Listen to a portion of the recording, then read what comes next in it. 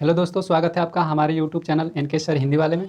मैं N K sir आपके समक्ष एक नया वीडियो लेकर आया हूं जो लता शब्द के रूप से जुड़ा हुआ है। फ्रेंड्स, इससे पहले हमने बालक शब्द का रूप का संस्कृत अनुवाद बनाना बतला चुका हूं, और जो कि उसका ये नियम था कि बालक शब्द के रूप पहचानने का जो नियम था, उसके कोई जो शब्द होता था उसके अंत में अ रहता था और वो पुल्लिंग माना जाता था, और पुल्लिंग जब रहता था तो बालक शब्द का रूप चलता था, जो कि मैंने पिछला वीडियो में दे रखा है।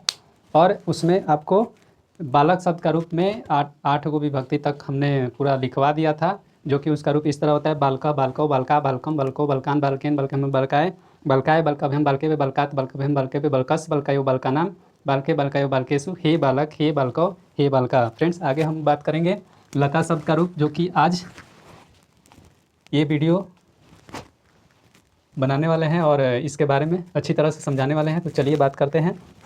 लता शब्द के रूप में जो भी शब्द रहेगा उसके अंत में आ होता है, यानी कि उसका पहचान उसी से होगा, आ। और ये आ प्लस स्त्रीलिंग भी होता है। तो स्त्रीलिंग शब्द जो भी आते हैं उसके लिए लता शब्द के रूप से ही बनाया जाता है। जैसे इसमें एक वचन, द्विवचन, बहुवचन और विभक्ति भी फ्रेंड्स इसमें 8 गो होती हैं। तो चलिए देखते हैं। प्रथमा विभक्ति में लता, लते, लता। द्वितीय विभक्ति में लताम, लते, लता। तृतीय विभक्ति में फ्रेंड्स लताया, लताभ्याम, लताभि। चतुर्थ विभक्ति में लताई, लताभ्याम, लताभ्या। पंचमी विभक्ति में लताया, लताभ्याम, लताभ्या। षष्ठी विभक्ति में होता है आपका लताया, लतायो, लतानाम। सप्तमी विभक्ति लतायाम, लतायो, लतासु।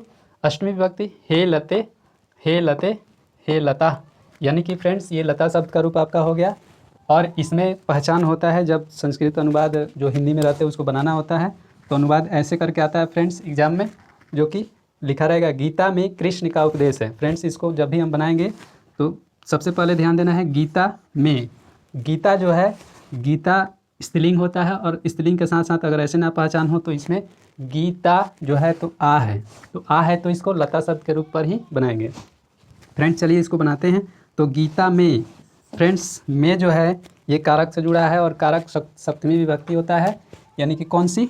तो अधिकरण कारक। यानी कि ये आपका रहा कर्ता, प्रथमा हो गया, कर्म, करण, संप्रदान, आपादान, संबंध, अधिकरण और संबोधन। 8 विभक्ति होता है, जो कि उसी के आधार पर आपका अनुवाद बनता है। फ्रेंड्स, आगे बात करते हैं गीता में।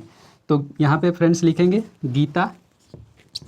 गीता का यहाँ फ्रेंड्स हो जाएगा गीता, और गीता पे अब ध्यान देना है कि कौन सा विभक्ति होगा। में सप्तमी विभक्ति होता है, गीता एक है तो एक वचन, यानी लतायाम। तो यहाँ फ्रेंड्स हो जाएगा गीता याम। कृष्ण का फ्रेंड्स, ये देखिए इसमें आपको बता देते हैं कि बालक शब्द और लता शब्द दोनों भाई हैं, ठीक है। दोनों इसको हम मानते हैं भाई है। बालक शब्द बड़ा भाई और लता शब्द छोटा भाई, यानी कि बालक शब्द को पहले लिखते हैं तो इसलिए कह दिया हम बालक शब्द बड़ा भाई, और उसके बाद आता है लता शब्द, तो इसीलिए हम इसको माने हैं छोटा भाई। तो चलिए, इसमें दोनों भाई का ये जो स्थिति है, तो दोनों शब्द है, तो इसमें प्रथम का हो गया गीता में तो लता शब्द, और कृष्ण का जो हुआ वो आपका हो गया बालक शब्द। तो कृष्ण का जो है कृष्ण के लिए आया हो, तो बालक शब्द का रूप षष्ठी विभक्ति एक वचन में होता है बालकस्य, तो इसमें हो जाएगा फ्रेंड्स कृष्णस्य। आगे उपदेश, तो उपदेश। अब आगे लिखेंगे फ्रेंड्स, जब ता नहीं रहता है हो हूँ रहता है, तो अस्ति सता संति उस रूप पर, यानी कि अस धातु के रूप में बनाया जाता है, तो इसमें फ्रेंड्स हो जाएगा अस्ति। बहुत लोग को ये सोच में आ रहा होगा कि सर यहाँ पे अस्थि नहीं संति होना चाहिए, उपदेश तो बहुत होते हैं। लेकिन फ्रेंड्स यहाँ ध्यान दीजिएगा कि अगर वाक्य में अंत में देखिएगा अगर है रहेगा, बिंदु नहीं रहेगा, बिंदु अगर ना रहे तो अस्थि होता है, यानी कि एक वचन होता है। जब बिंदु दे दिया जाएगा ना तो यहाँ फ्रेंड्स संति होता है। इसको थोड़ा सा आप लोग ध्यान दीजिएगा। जैसे अगला क्वेश्चन पे चलते हैं, गंगा का जल पवित्र होता है। चलिए आगे बात करते हैं। गंगा का जल, गंगा लता शब्द के रूप पे चलेगा, और का षष्ठी विभक्ति एक वचन, गंगा एगो है तो एक वचन, यानी कि षष्ठी विभक्ति एक वचन में होता है लताया। तो फ्रेंड्स यहाँ हो जाएगा गंगाया, बिंदु डाल देना है। जल का होता है जलम, पवित्र का पवित्र लिख सकते हैं और विसर्ग डाल दीजिएगा। होना का होता है भव, और ता है ये तो आपका हो जाएगा तीता अंति, सीता था, आमी आवा, आमा, लट लकार का रूप चलेगा इसमें। तो चलिए बनाते हैं। पवित्र होता है तो इसमें हो जाएगा भव ती, इसमें फ्रेंड्स हो जाएगा भवती। अगला प्रश्न पे चलते हैं। अगला प्रश्न है गंगा हिमालय से निकलती है। गंगा हिमालय से निकलती है, तो इसमें हो जाएगा से जो आया है फ्रेंड्स, ये दोनों के लिए आया, गंगा के लिए भी आया और हिमालय के भी आया। तो चलिए इसका बनाते हैं। गंगा जो है ये हो जाएगा आपका लता शब्द के रूप के लिए, यानी गंगा हिमालय से, और जो से आया ये अलगाव के लिए, पंचमी विभक्ति एक वचन, तो पंचमी विभक्ति एक वचन होता है लताया, तो इसमें हो जाएगा फ्रेंड्स गंगाया। फिर हिमालय जो है फ्रेंड्स ये बालक शब्द के रूप पे बनेगा, यानी कि हिमालय से, यानी कि बालक शब्द का रूप पंचमी विभक्ति, इसमें होता है बालकात, तो इसमें हो जाएगा हिमालय,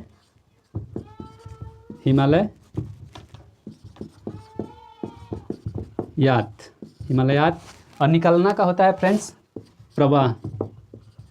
प्रवाह, और इसमें जब ता है ती रहेगा तो इसको एक वचन में बनाएंगे प्रवहती। फ्रेंड्स इसका आप स्क्रीनशॉट ले सकते हैं।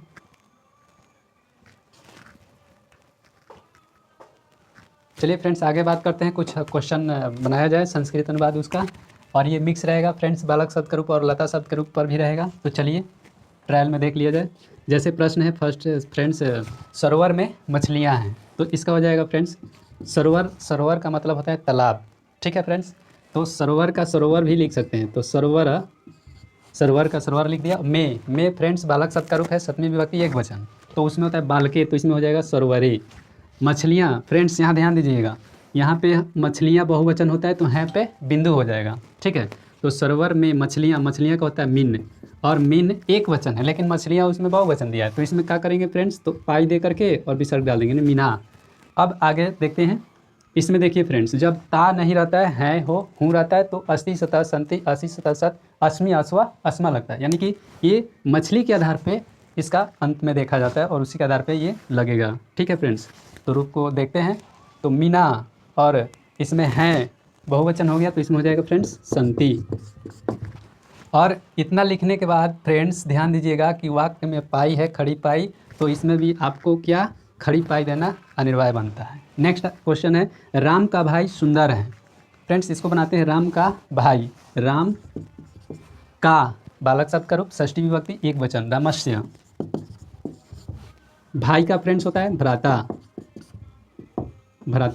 सुंदर का होता है मनोहर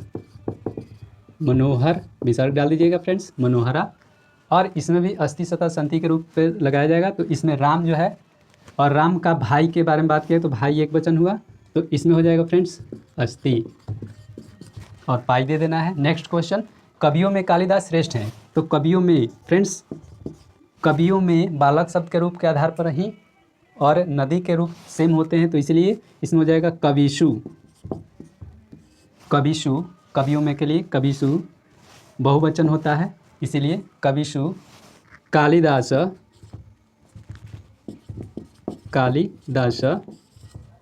फिर उसके बाद फ्रेंड्स श्रेष्ठ, और कालिदास के बारे में हम लोग अब देखेंगे इसमें कौन सा रूप होगा, तो इसमें हो जाएगा अस्ति, क्योंकि कालिदास एक वचन है। कवियों में कालिदास श्रेष्ठ हैं, कविशु कालिदास श्रेष्ठ अस्ति। नेक्स्ट प्रश्न, जंगल में शेर रहते हैं। लास्ट प्रश्न है फ्रेंड्स, जंगल का होता है वन, और जंगल में सप्तमी विभक्ति एक वचन बालक शब्द का रूप वने। शेर का सिंह होता है फ्रेंड्स, सिंह, और जंगल में शेर एक ही नहीं होते हैं, बहुवचन यानी कि बहुत सारे होते हैं, तो इसमें आपका हो जाएगा सिंहा। रहना का होता है फ्रेंड्स बस मीन्स रहना, और ता है ती रहता है, तो तीतांति सीता था आमी आवा आमा, यानी कि शेर बहुवचन हो गया, तो इसमें हो जाएगा बसंती पाई दे देना है फ्रेंड्स।